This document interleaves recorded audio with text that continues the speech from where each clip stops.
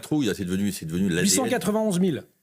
La peur, c'est devenu l'ADN d'Emmanuel Macron, quoi. Il gouverne aujourd'hui avec la trouille H24.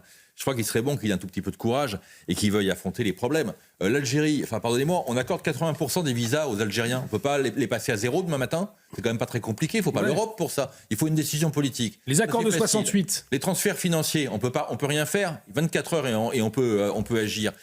Sur d'autres sujets, on peut aussi s'inspirer de ce qui fonctionne ailleurs. Vous savez, il y a un pays en Amérique du Sud qui s'appelle la Colombie. Ah oui, il y a un nouveau président américain qui s'appelle Donald Trump. En une heure, c'était réglé. Il a réglé l'affaire en une heure avec la Colombie. Comment c'est passé?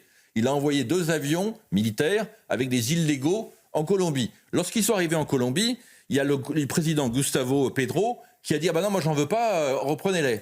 Trump a dit aucun problème, 25% de droits de douane de plus demain matin pour vos produits, et si dans 8 jours c'est pas réglé, ce sera 50%. Gustavo Petro, il a dit, ah ben, puisque c'est comme ça, il a voulu jouer les gros bras. Vous voyez, un peu comme les Algériens. Mais c'est ce il a voulu jouer les gros bras.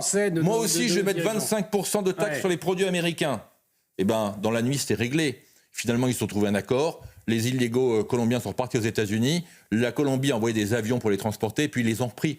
Tout ça, c'est une question de courage et de volonté. Mais ces 2 mots, courage et volonté, c'est les 2 mots qui sont plus du tout présents à l'Élysée. Si on avait du courage et de la volonté, ce problème serait réglé.